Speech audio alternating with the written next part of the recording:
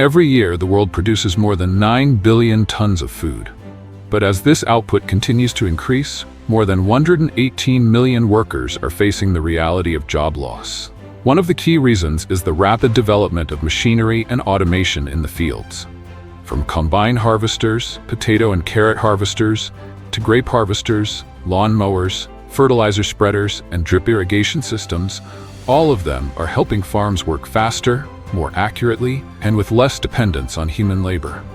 But how do these machines work? Could they transform modern agriculture? Join Terran Works as we explore this in today's video.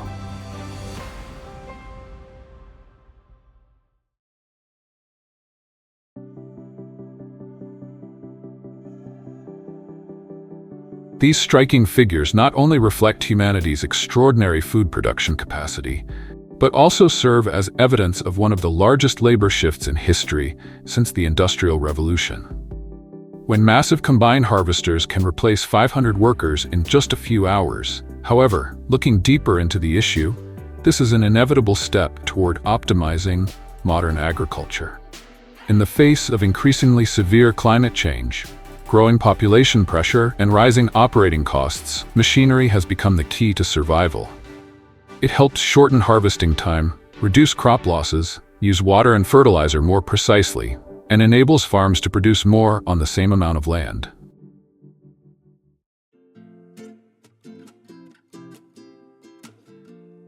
Across the vast wheat fields, stretching over thousands of acres in Kansas, Montana, and North Dakota, the harvest season no longer begins with hundreds of workers carrying sickles.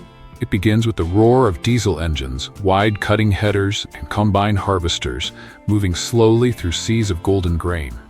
In a single pass, these machines can cut the crop, feed it into the threshing chamber, separate the grain, clean it, store it, and discharge the straw back onto the field.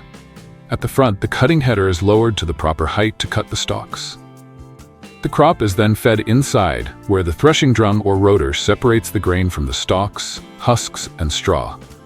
At the rear, a system of vibrating sieves and powerful fans removes dust, leaf fragments, and other light impurities. The cleaned grain is conveyed into the grain tank, while the straw is either chopped and spread evenly across the field or discharged in windrows for collection. A 100-hectare wheat field may require around 500 manual workers, laboring continuously for 10 to 20 days. But with just 3 to 5 combine harvesters, the entire area can be harvested in only 1 to 2 days. Smaller models designed for Asian rice fields may cost around 20,000 USDs. In the United States, Canada, Australia, and Europe, however, large models equipped with air-conditioned cabs, GPS, yield sensors, automatic adjustment systems, and ultra-wide headers can cost several $100,000 or even exceed $1 million. As a result, in many places, farmers do not purchase these machines outright, but instead hire seasonal harvesting services.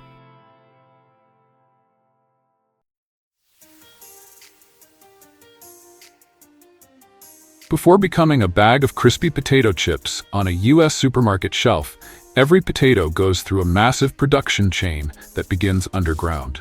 In the United States alone, the potato chips market was valued at more than 10 billion USD in 2023. Globally, around 383 million tons of potatoes were produced in 2023.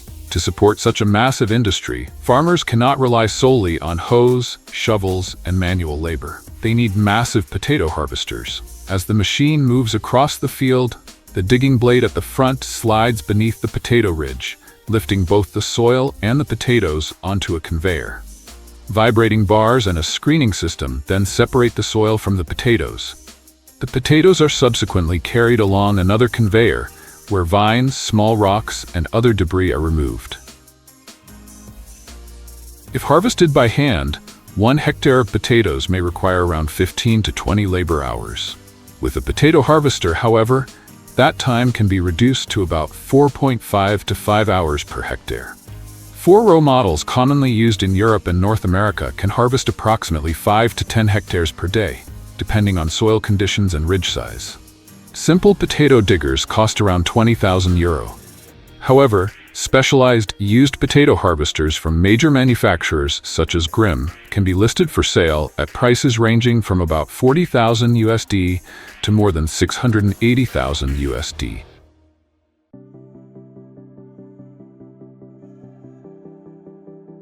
Before a dairy cow in Wisconsin or Idaho produces milk, cheese, and butter for the U.S. market, it needs a massive supply of feed, hay, silage, and alfalfa. In 2024 alone, the United States produced approximately 122.5 million tons of hay from nearly 49.4 million acres of harvested land. To handle production on that scale, farmers cannot rely solely on sickles, knives, or manual labor. Unlike lawn mowers, these machines are designed for vast grasslands and livestock farms. They may be rear-mounted disc mowers, drum mowers, or mower conditioners, which both cut the grass and crush the stems to help it dry more quickly. As the machine moves across the field, its high-speed cutting blades slice the grass close to the ground. The cut grass then passes through conditioning rollers or a conditioning system before being laid in long windrows behind the machine. These windrows allow the grass to dry evenly before it is raked, baled, and transported back to the farm. A single worker can cut only a small area in a day, whereas a tractor-mounted mower can cover several hectares per hour. For large dairy farms, this speed is essential because the grass must be cut at the right stage to preserve its nutritional value. Used disc mowers typically cost around $12,000 USD to $15,000 USD. Newer wide-cut mowing systems, however, can cost more than $90,000 USD. As a result, they represent a major investment, but one that can save hundreds of labor hours each season.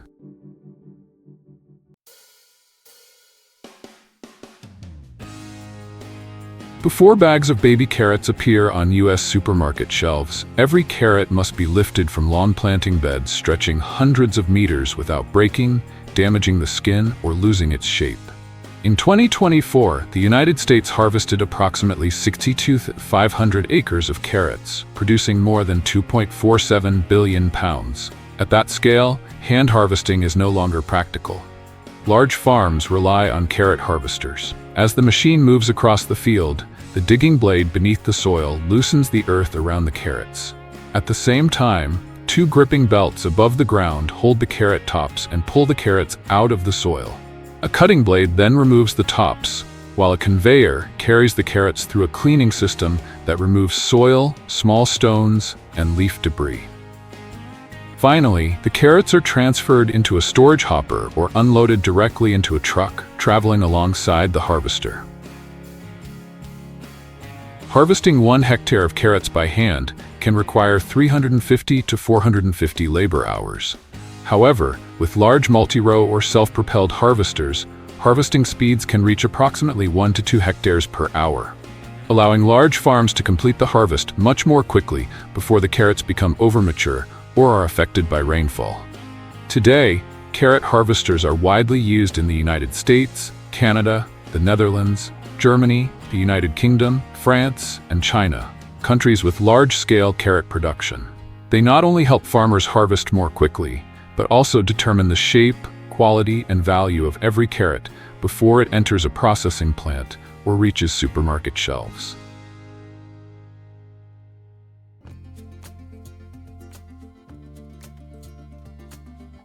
Before a bottle of California wine reaches the dinner table, every grape cluster must make it through a harvest season that is a race against time. In 2024, California alone had approximately 590,000 acres of wine grapes. At that scale, picking every cluster by hand is no longer practical for every vineyard. That is why grape harvesters are used. Unlike grain harvesters, grape harvesters do not cut down the vines. Instead, they straddle the vine rows like a moving tunnel. As the machine advances, vibrating rods inside shake the trunks and canopies at high frequency, causing ripe grapes to detach from their stems. The grapes fall onto a catching system and are then carried by conveyors into a storage hopper. Along the way, fans and leaf-separating systems remove leaves, small twigs, and other debris before the grapes are unloaded into a trailer or remain in the machine's onboard storage bin. A hand-picking crew may require many workers and many hours to harvest a large vineyard. In contrast, Large grape harvesters can harvest 2.5 to 3 acres per hour, equivalent to approximately 17.5 to 21 tons of grapes per hour if the vineyard yields 7 tons per acre. This allows growers to harvest at the ideal moment when the grapes have reached the desired sugar content, acidity, and flavor. Used grape harvesters can be listed for sale starting at around $70,000 USD, while newer, high-spec models from New Holland Broad, Pellenc, or Gregoire can cost several $100,000 US.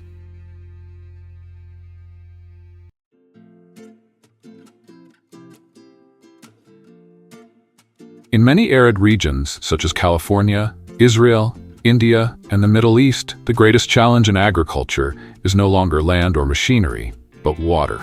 Prolonged droughts, rising irrigation costs, and increasingly restricted water supplies have made flood irrigation wasteful.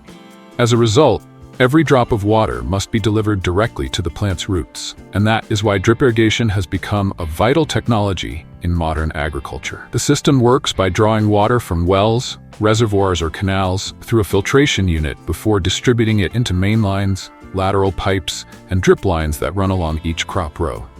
Along these lines are emitters that release water slowly and directly into the root zone. When needed, liquid fertilizer can also be mixed into the water, allowing plants to absorb it directly.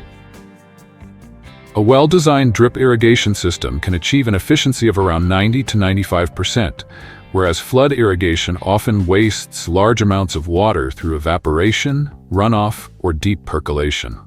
Many studies show that drip irrigation can reduce water use by approximately 30 to 50%. A drip irrigation system for vegetable crops can cost around $500 USD to $1,200 USD per acre, with higher costs for systems equipped with powerful pumps, high-quality filters, soil moisture sensors, and automated controls. In return, farmers reduce irrigation labor, conserve water, apply fertilizer more precisely, and gain better control over crop production. Today, drip irrigation is widely used in vineyards, strawberry fields, tomato farms, almond orchards, fruit orchards, and greenhouses. As freshwater becomes increasingly scarce, this system is no longer a premium option. It is becoming essential infrastructure for modern agriculture.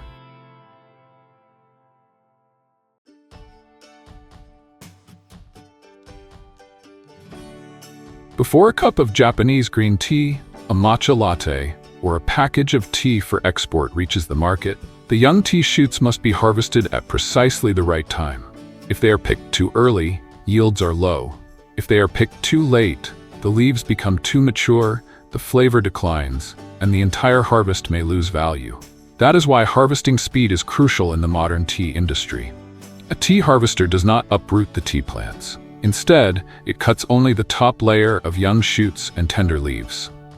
With a handheld machine, 1 or 2 operators guide the harvester along the tea rows. The long cutting blade at the front works like a large electric hedge trimmer, cutting the tea canopy evenly at a preset height. Immediately afterward, a fan blows the harvested leaves into a collection bag at the rear. On large tea plantations, self-propelled harvesters can straddle the tea rows, cutting, suctioning, and collecting the leaves into an onboard storage bin in a single operation. A manual worker can typically pick only 30 to 60 kilograms of fresh tea leaves per day, depending on the terrain and the density of the young shoots. By comparison, a single operator handheld tea harvester can harvest around 350 kilograms per day. Larger machines can collect approximately 900 to 1,500 kilograms of fresh tea leaves per day. The cost of tea harvesters also varies widely. Small battery-powered tea harvesters can cost around $125 USD to $245 USD, while 2-person models typically range from $700 US to more than $2,000 US. However, the fact that more than 118 million agricultural workers are at risk of losing their jobs also poses a major social challenge. Yet, viewed from a more positive perspective, this is not the end for farmers, but an inevitable transition in modern agriculture. Machines can replace physically demanding, repetitive, and hazardous work. At the same time, however, they are creating new, higher-value opportunities. Today's farmers no longer simply toil in the fields. They are taking on more advanced roles, managing smart farming systems, operating machinery, analyzing data, and optimizing production. This could be a key path toward feeding a world of nearly 10 billion people, while also giving the people who produce our potatoes and rice the opportunity to become more prosperous in their own communities. Model for geothermal agriculture, Iceland was once one of the most difficult places to farm in Europe. This island nation sits in the middle of the North Atlantic, where nature is both majestic and harsh. In the south, the volcanoes Hekla and Katla, along with the Reykjanes region, remain highly active. In the southeast lies Vatnajökull, the largest glacier in Europe. And the Jökulsárlón area is famous for its crystal-like icebergs floating across cold waters. In winter, Iceland's sky may glow with the northern lights, but beneath that beauty, crops must face strong winds, low temperatures, nutrient-poor volcanic soils in many areas, and an extremely short growing season. Much of the country's terrain is made up of mountains, lava plateaus, glaciers, and cold grasslands, making outdoor agriculture far harder to expand than in other temperate countries. For centuries, Icelandic agriculture therefore relied mainly on sheep farming, dairy cattle, Icelandic horses, and a few cold-tolerant crops such as potatoes, turnips, and hay. From these harsh limitations, Icelanders began looking beneath the ground for a solution. Modern geothermal agriculture in Iceland is often considered to have begun in 1924, when the first greenhouses heated by natural hot water appeared. Among them, the Mosfellsbær area and later Hveragerði in the south became important pioneering locations. Hveragerði is especially famous because it sits on a highly active geothermal area, where steam and hot water can be directed straight into greenhouse heating systems. At first, the technology was still fairly simple. Natural hot water flowed through pipes to warm the growing space, helping vegetables and flowers survive the cold season. Over time, this system developed into a modern greenhouse model with temperature control, supplemental lighting, precise irrigation, and even the use of bees for pollination. From a handful of experimental greenhouses, areas such as Hveragerði, Flúðir, Reykholt, and Lágras gradually became year-round centers for growing tomatoes, cucumbers, peppers, mushrooms, and flowers. Among Iceland's greenhouse products, tomatoes are perhaps the clearest symbol of how this island nation has turned geothermal energy into modern agriculture. In Iceland's greenhouse tomato model, geothermal energy is not just a supporting power source, it is almost the heart that keeps the entire system running. From areas with natural hot springs, geothermal water is pumped up or carried through pipelines into the greenhouse complex. This hot water is not used directly to irrigate the plants.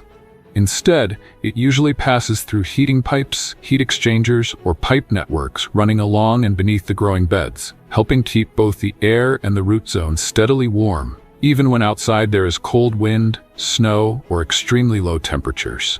Rather than relying on natural sunshine and warmth, Icelanders create an artificial summer all year round.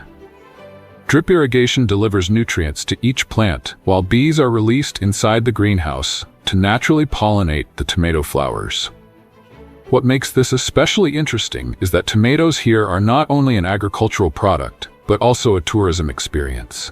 Visitors can sit right inside the greenhouse, enjoy hot tomato soup, and watch the entire production process happening before their eyes.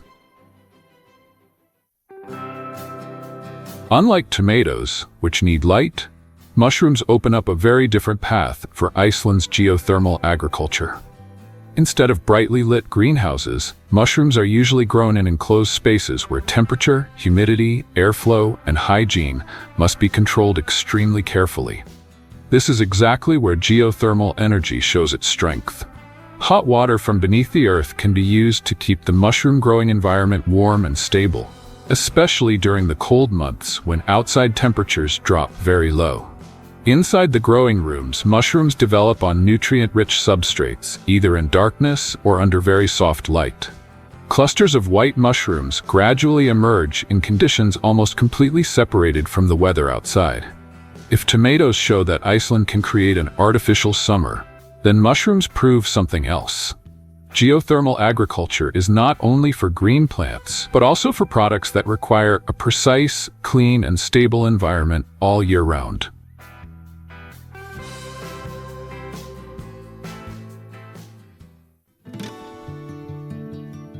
After tomatoes and mushrooms, bell peppers are a very interesting example, showing that geothermal greenhouses in Iceland are not limited to basic vegetables. This crop requires a warm, stable environment and more light than cold-tolerant outdoor plants. So, if bell peppers were grown directly on Iceland's cold, windswept land, they would be almost impossible to cultivate effectively. But inside the greenhouse, everything is designed like a separate climate zone. Geothermal hot water is carried through heating pipes to maintain a stable temperature, while supplemental lights help the plants continue growing during the months with short daylight hours. Rows of green, red, and yellow bell peppers rise in the warm indoor space, creating a striking contrast with the lava fields, snow, and cold winds outside. For Iceland, bell peppers not only enrich the domestic supply of vegetables and fruits, but also prove that geothermal energy can push the limits of agriculture far beyond what the natural climate would normally allow.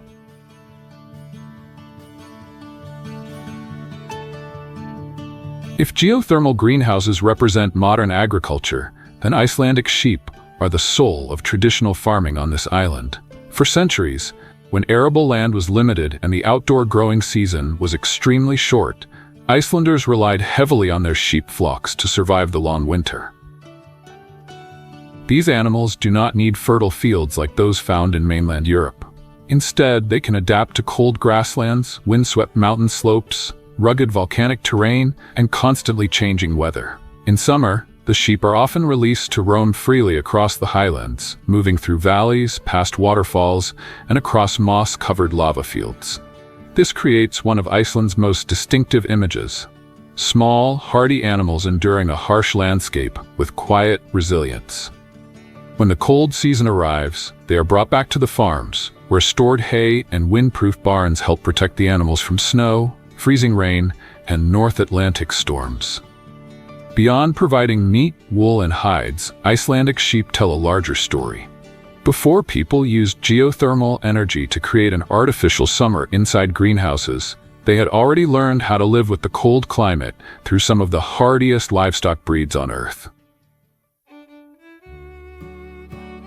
Icelandic horses represent another side of this island nation's agriculture: the ability to adapt to harsh nature long before modern technology appeared. For centuries, when Iceland could not grow many fruits and vegetables year-round, people relied on hardy livestock, such as sheep, dairy cattle, and horses, to survive on cold, windy land covered with volcanic rock. Icelandic horses are not large, but they are famous for their endurance, thick coats, ability to withstand cold weather, and their smooth tilt gait, which allows them to move steadily across grass, rock, and lava terrain. Today, as geothermal energy helps Iceland create artificial summers inside greenhouses, Icelandic horses still remind viewers that agriculture here is not built on technology alone, but also on centuries of adaptation to the climate. One side is the heat rising from beneath the earth. The other is a resilient breed of livestock living on its surface. Together, they create Iceland's truly distinctive agricultural identity.